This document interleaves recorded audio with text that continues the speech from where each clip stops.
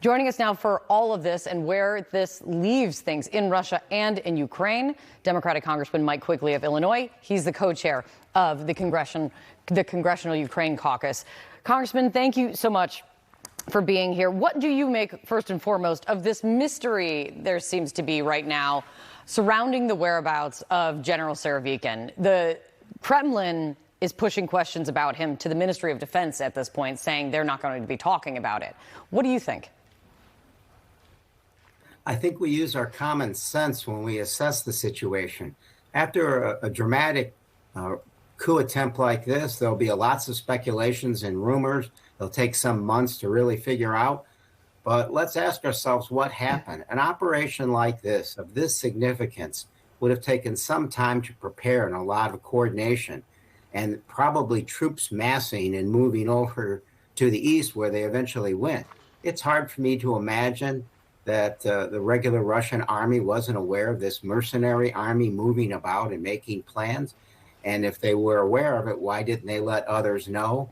It's also hard to imagine that at least some of them didn't at least think about participating. Congressman, Putin is making moves, it seems, to try and make clear that he is still the man in charge. Where do you think this rebellion leaves Vladimir Putin? Well, look at the Russian people. This is the guarantor of security and stability for 23 years in Russia. That was the deal, right? They had to go along with the repression, the propaganda system, but in return, what they got was security and stability. Well, not so much.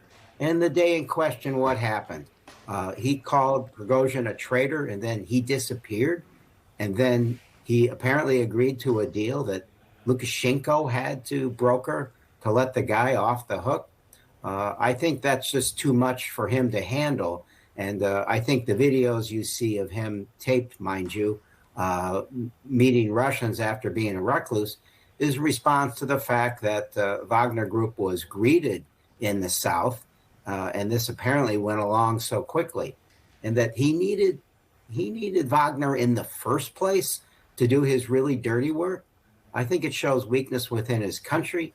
I think the criticism that Prigozhin had of the war effort of Shoigu, and more importantly, the justification for the war, that has to be getting to the rest of the Russian troops. That has to scare Putin.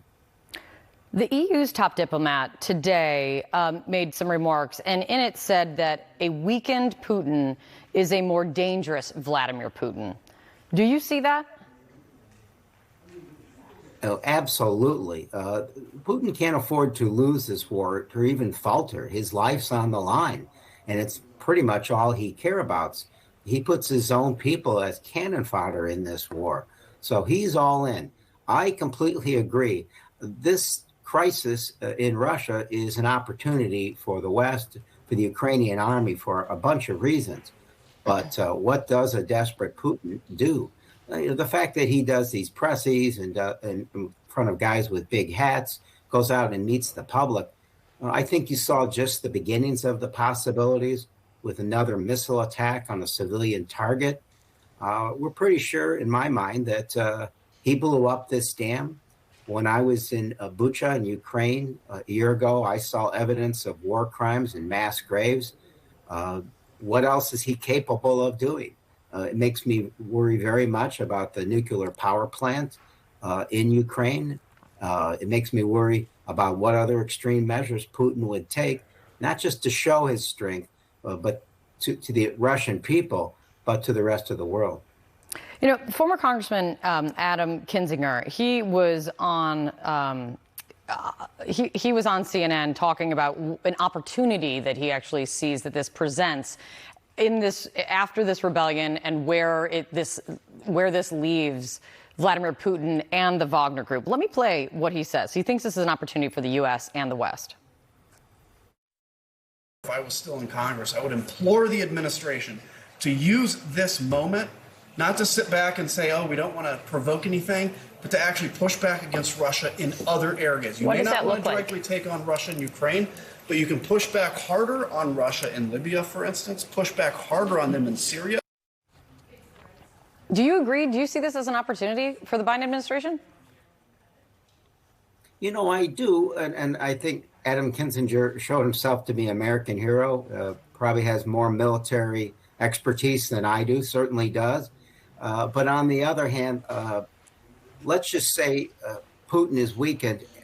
I don't think if Putin leaves, there's any guarantee that we're going to see a blossoming democracy there. If Putin is gone, we're going to see probably someone from the security services, the Siloviki, the hard right nationalists take his place.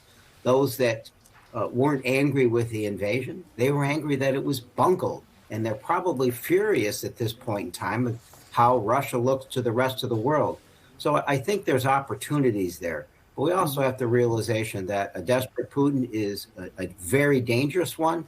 And if Putin is gone, the person who takes his place is very likely going to be worse. And that would result in danger, not just in Ukraine and Russia, but in the rest of the world and the places that my friend Mr. Kinzinger points out.